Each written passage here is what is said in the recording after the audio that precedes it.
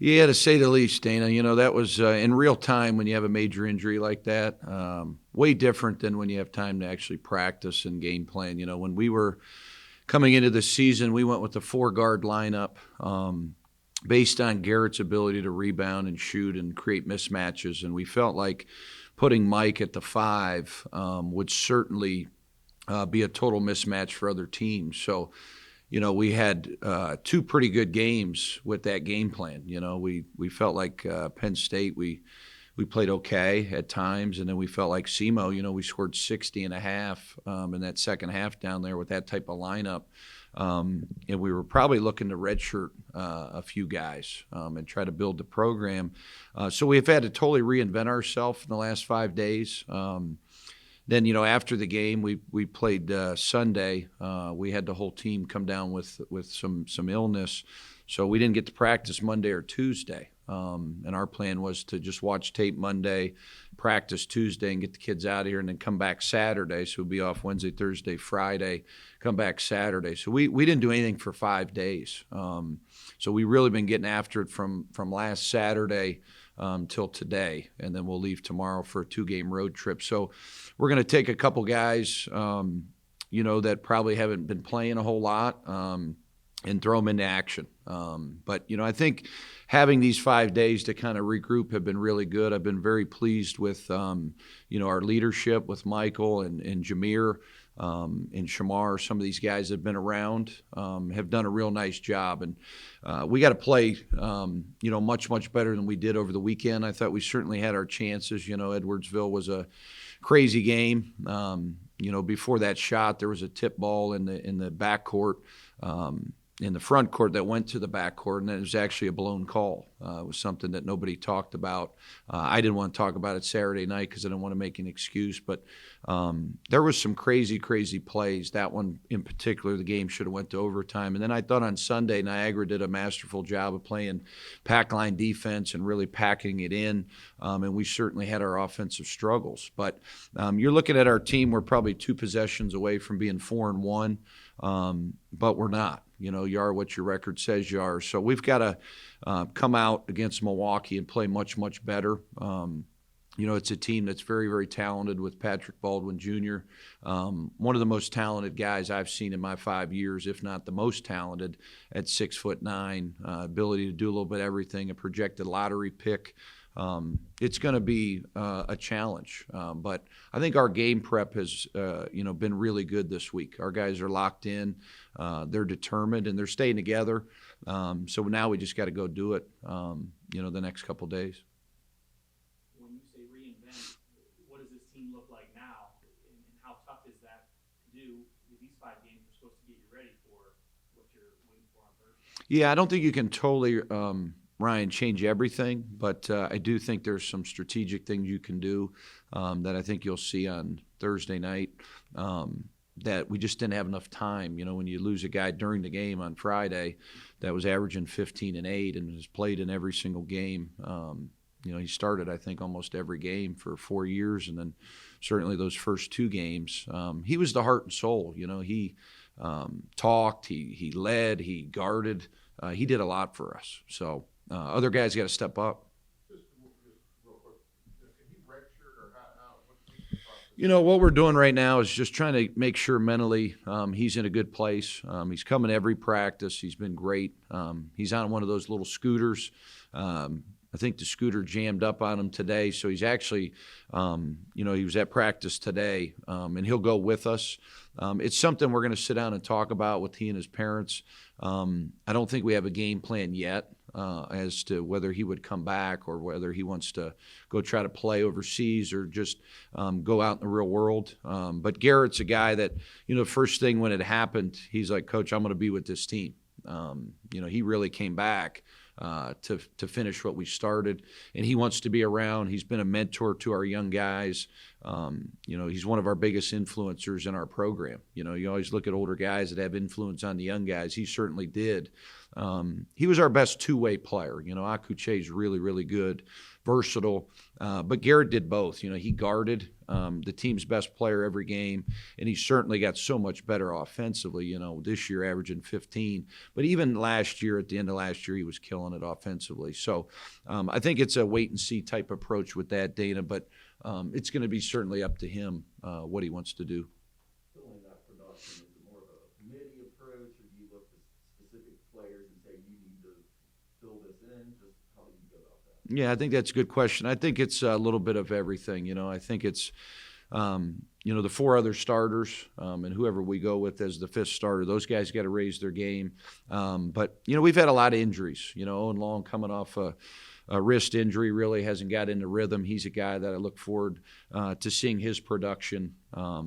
Jameer certainly is going to be asked to do a lot more. He's coming off an ACL injury. So these are all things sometimes that are a little bit out of our control. And we look like a team, I thought on Saturday, Sunday, looked way different than what we did our first three games. We looked like we were a team that lost potential all-league player. We looked like a team that was very, very stagnant offensively because we're used to playing a certain style. So now we just got to try to continue to get some of these young guys better, whether that's Miles Hunter, Daniel Goro, Owen Long, Chris Shelton. Ja'Cory Owens will certainly is going to be a big factor moving forward. He's had an awesome week of practice. So he and Will Dunn. We'll look at some bigger lineups. We'll look at some small lineups. And we'll figure it out. We always do. The last 2 years, our guys have stayed the course. Our best runs were in January and February. I think we were like 27-9 or something in those months. So we're going to get better as this season goes. It's not football where you only get 12 games or 11 games. This is, as I explained to these guys, the new guys, you have three parts of a season: your non-conference, your conference, and your postseason. And the goal is to be playing at our level your best basketball come late. So you play a lot of non-conference games to get you ready for your conference. This year, totally different with 22 league games. Even league play is going to be a marathon. So there's going to be a lot of highs. There's going to be a lot of lows. I think this team has certainly been thrown a lot at them, the coaching staff and the managers. We're kind of like 35 of us in this thing together, just us mentality. So we just got to stay together, figure it out, and play good basketball. That's the most important thing.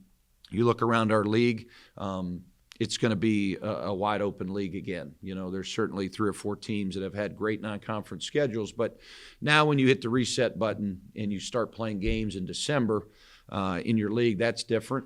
That's new, but it's exciting because everybody's 0-0. You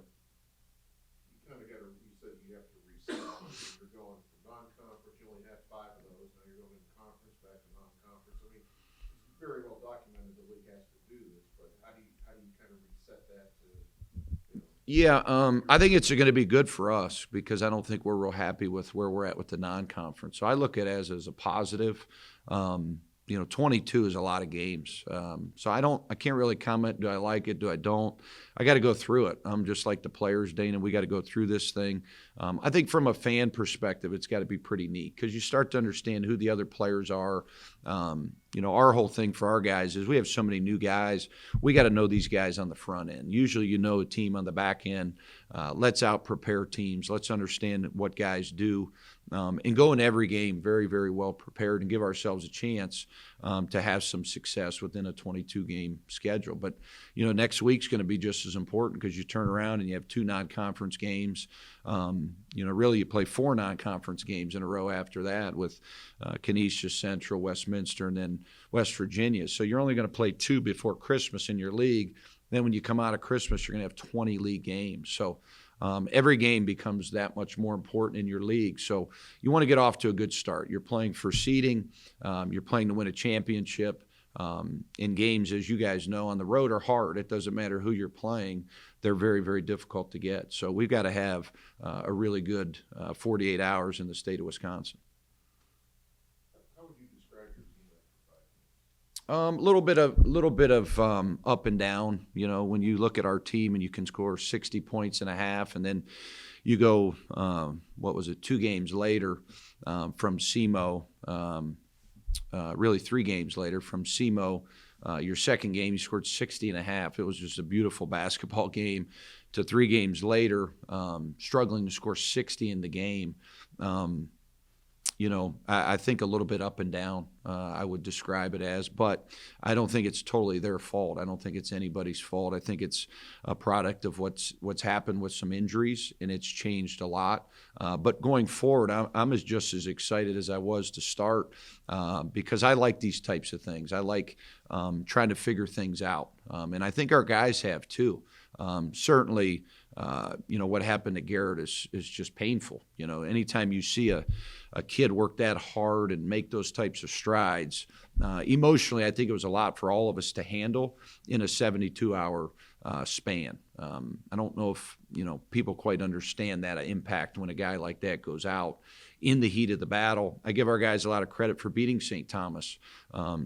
That's a team that's going to win a whole bunch of games. I think some of our fans, I heard, D3. Well, they're Division I. Anytime Division II and Division III players are in their 5th year of college, these guys have competed with everybody. That was a Division I team, that team that's very, very good. So that was a really good win, the way to respond. It was a little bit unfortunate what happened in the Edwardsville game because I do think you'd be feeling a little bit different. But I'm a big believer in everything happens for a reason, and Garrett and I have talked about that, and it's really how you respond to certain situations is going to define not only in basketball, but what are we going to do with our lives, and that life is not easy. So these kids are learning firsthand through sports, which is good. Do you think the break between the games maybe helped mentally? Oh, I think 100%. I think moving forward, our schedule will always be a break after a 3-day tournament, whether we host another one or we're in Florida or wherever we're at. We've played in multiple MT events. I think it's really smart to hit the reset button after 3 games in 3 days. And, originally we were supposed to play Westminster that Tuesday night. That would have not been a good thing for our group. There's so much you need to work on after 3 games. We're able to dissect the film, get better. There's chances of injuries, which we saw happen. So moving forward, we're going to take a little time off after the MTE, which it's been a good week.